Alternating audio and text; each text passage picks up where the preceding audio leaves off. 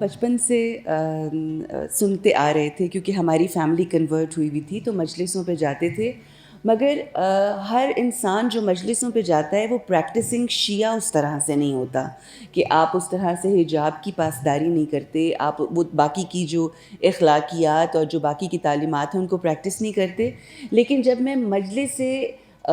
حسینی جو ہے یہ ایک ایسا معجزہ ہے، ایسا سفینہ ہے امام حسین علیہ السلام کا، کہ جب آپ اس خیمے کے اندر آتے ہیں یہ ایک انسٹیٹیوٹ ہے. جب ہم مجلسیں سنتے ہیں 10 مجلس قابل خصوص عشرہ اور پھر وہ پورا 2.25 مہینہ جو ہم گزارتے ہیں وہ ہماری فکروں کو بیدار کر دیتا ہے. بالکل اس طرح سے میرے لیے جناب حر علیہ السلام ایک مثال ہیں. جس طرح سے ان کا دل بدلا تھا، اس کے لیے اہم چیز یہ ہے کہ آپ تدبر کریں، آپ سوچ بچار کریں. آپ جب سوچتے ہیں تو آپ کو آپ کے سوالوں کے جواب جو ہیں ان مجالس میں بیٹھ کر یا عالموں سے مل کر مل جاتے ہیں. تو یہ دلوں میں نور کئی دفعہ کتابیں پڑھ کے نہیں آتا، مگر کئی دفعہ آپ ان مینارہ نور کی روشنی میں جب بیٹھتے ہیں تو آپ کے دلوں میں یہ اترتی ہے اور پھر تبدیلی آتی ہے.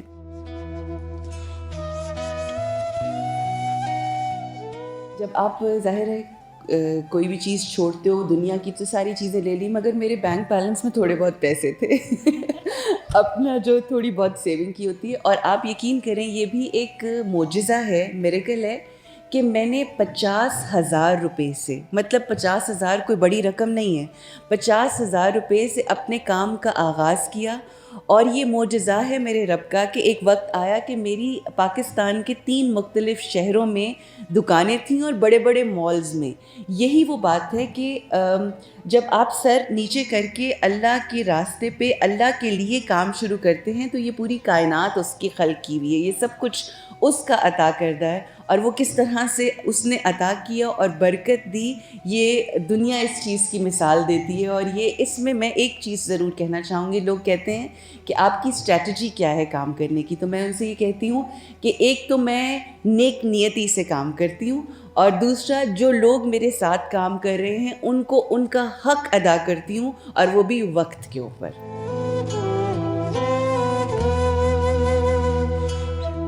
آج کی بچیاں بھی اس کام کو لے کے شاید آگے بڑھنا چاہتی ہیں، تو میں بتانا چاہوں گی کہ میں نے جس میڈیم سے شروع کیا وہ فیس بک تھا، جس میں آپ کے پیسے نہیں لگتے. تو فیس بک سے میں نے پیج بنا کے اس پہ کام کرنا شروع کیا، اس میں زیادہ پیسے نہیں لگتے.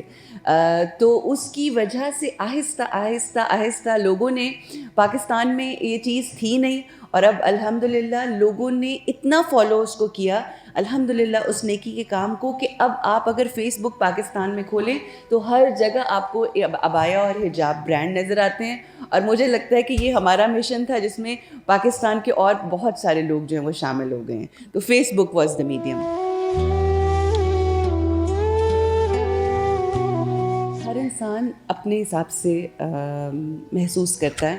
مگر مجھے یوں لگتا تھا کہ جیسے میرے پہ نور کی بارش ہو رہی ہے اور ایک کنیکشن آپ محسوس کرتے ہیں. امام علی رضا علیہ السلام کے ساتھ میرا ایک خاص کنیکشن ہے. میں بالکل اس طرح سے ان کے پاس، میرے محسوسات ان کو یاد کر کے ایسے ہوتے ہیں جس طرح کوئی بچہ اپنی ماں کو یاد کر کے روتا ہے، اور جب آپ اس کی گود میں آغوش میں آتے ہیں تو ایسے لگتا ہے جیسے وہ ایک ممتا کا احساس ہوتا ہے. اور میں اگر یہ بات کہوں تو مجھے لگتا ہے کہ امام نے اپنی بارگاہ میں مجھے بلانے سے پہلے مجھے اس قابل بنایا، مجھے سر پہ حجاب پہنایا اور میرے دل کے اندر وہ روشنی کا نور اور روشنی کی بارش کی کہ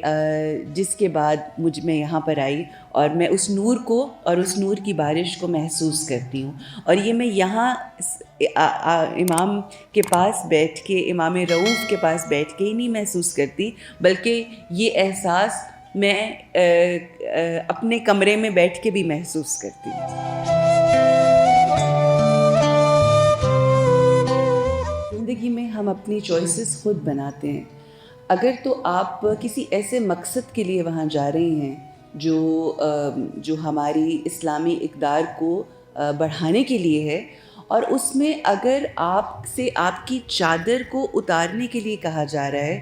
اور آپ سمجھتی ہیں کہ اس کو اتارنے سے، ناٹ حجاب، حجاب کی میں بات نہیں کر رہی، حجاب ہم نہیں اتار سکتے، ہم نے نہیں اتارنا، لیکن اگر کسی ایسی جگہ آپ جا رہی ہیں جس طرح سے یہاں پر بھی ایران میں بہت سی ایسی جگہیں ہیں جہاں پر بغیر چادر کے خواتین جاتی ہیں مگر وہ پراپرلی کورڈ ہیں، بالکل باحجاب ہیں، تو میرا خیال میری یہ سوچ ہے کہ، اور اس کے بارے میں نے کچھ اسکالر سے بھی پوچھا، کیونکہ ایک وقت تھا جب میرے پہ بہت زیادہ تھا کہ میں مطلب اسی طرح سے حجاب اور چادر، ناٹ حجاب کو تو کوشچن ہی نہیں ہے نا، مگر یہ کہ چادر میں نہیں اور ویسے میں اگر کورڈ ہوں، تو مجھے انہوں نے اجازت دی کہ اگر آپ اپنے کسی ایسے کام کے لیے جس میں چادر کی وجہ سے مشکل ہے اور آپ ویسے سارا کورڈ ہیں، تو اس میں کوئی مذائقہ نہیں ہے، یہ میں کہہ رہی ہوں، میں اسکالر نہیں ہوں، اور میں آخری اگر آپ مجھ سے پوچھیں مجھے کسی مقصدیت کے طور پر کہیں جانا ہے اور وہ ضروری ہے تو میں چادر اتار لوں گی، but I will make sure کہ میری ماڈسٹی جو ہے اس کو کوئی آنچ نہ آئے، اور اگر کسی ایسی جگہ جا کر میرا حجاب مجھ سے اتروایا جا رہا ہے تو یہ میری چوائس ہے، میں وہاں نہیں جاؤں گی،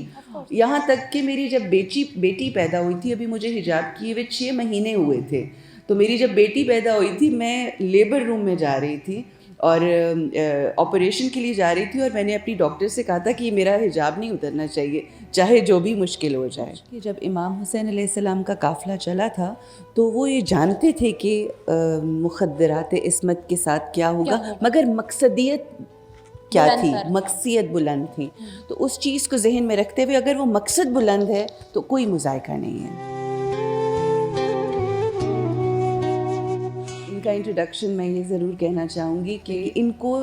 اپنی زندگی میں شامل کرنے کا مقصد امام علی علیہ السلام سے جب آقائے دو جہان محمد مصطفیٰ صلی اللہ علیہ وآلہ وسلم نے پوچھا کہ اے علی تم نے فاطمہ کو کیسا پایا، تو امام نے ارشاد فرمایا کہ اللہ کی اطاعت میں اور اس کی عبادت میں نے فاطمہ کو اپنا بہترین ساتھی اور مددگار پایا. جب انہوں نے مجھے پرپوز کیا اور انہوں نے مجھے کہا شادی کے لیے، تو سب سے پہلی بات تو یہ کہ آج کل کے دور میں لڑکیوں کو جب کوئی پرپوز کرتا ہے تو آج کل کچھ اس طرح سے کرتا ہے کہ وقت تھوڑا گزارنا چاہتے ہیں، ایک دوسرے کو انڈرسٹینڈ کر لیں. انہوں نے کہا کہ نہیں، مجھے فوراً نکاح کرنا ہے اینڈ دیٹس اٹ. اور دوسری جو اہم بات جو مجھے ان کی شخصیت میں اچھی لگی، جب آقا نے اپنا تعارف کروایا اور جب لوگوں نے ان کے کردار کی بات کی تو انہوں نے کہا کہ صادق اور امین، تو یہی چیز ان کی مجھے اچھی لگی کہ یہ سچے بھی تھے اور امانت دار بھی تھے، اور میرا خیال ہے اس سے بڑی اور کوالٹی نہیں ہو سکتی، اور میرے کاموں میں، میری کوششوں میں یہ میرے مددگار ہیں الحمدللہ. ازدواجی زندگی ایک شوہر اور اس کی بیوی کا جو رشتہ ہے، اس میں شرطیں نہیں ہوتی، یہ خدا کی ذات کے بعد اور خدا کے چنندہ لوگوں کی ذات کے بعد،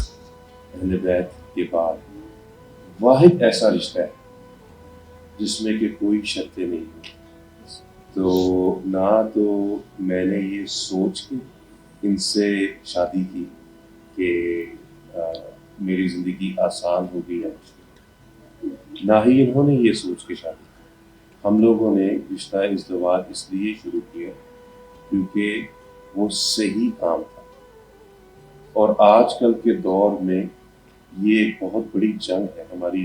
ینگ جنریشن کے لیے کہ اور بہت سی آپشنز آ گئی ہیں کمیونیکیشن کے ساتھ، جس میں کہ بظاہر لگتا ہے کہ یہ آسانی ہے، لیکن اصل رشتہ ساتھ رہنا اور ایک دوسرے کے ساتھ چلنا اور ایک دوسرے کے لیے آسانی کا باعث بنا. تو میں بریکر کر دیتا تھا اپنی آسانی کہ ہر وہ چیز جس کو آپ آسان سمجھیں گے وہ آسان ہے، ہر وہ چیز دوسرے سمجھنے کی مشکل ہو رہے گی. ہم نے صحیح کام کرنا، اور میری زندگی کے جو بہترین فیصلے ہیں اس میں سے عروج کے ساتھ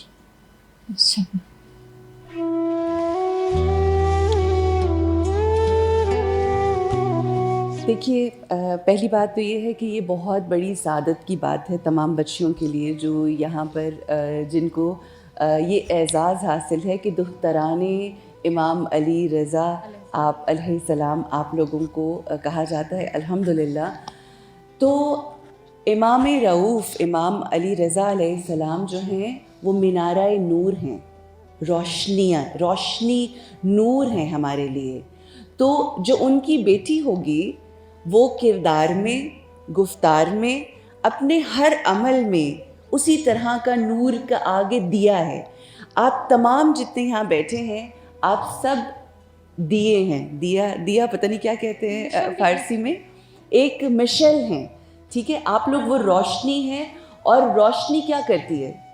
روشنی پوری دنیا کو روشنی دیتی ہے، روشن کرتی ہے. اور اسی طرح سے اپنے اخلاق سے، اپنی گفتار سے، اپنے عمل سے، اپنے اندر کی پازیٹیوٹی سے، اپنے اندر کے امن سے ہمیں امن قائم کرنا ہے. ہمیں محبتیں بانٹنی ہیں، وہ محبتیں جو ہمیں امام علی، اور یہی توقع ہے میری، یہی توقع ہے کہ ان کی جو روشنیاں ہیں آپ سب یہ وہی روشنی بانٹیں گی، وہی اخلاق بانٹیں گی، اور وہی پیغام اور وہی مقصد. اور مقصد کیا ہے؟ قربتاً اللہ، اللہ کی قربت تک پہنچنا ہے. اور آپ کا وجود باعث ہو جائے تمام لوگوں کے لیے آپ کے اوصاف کی وجہ سے اللہ کی قربت کا. اور لوگ کہیں کہ ایسے ہوتے ہیں امام علی رضا علیہ السلام کے ماننے والے اور ان کی بیٹیاں.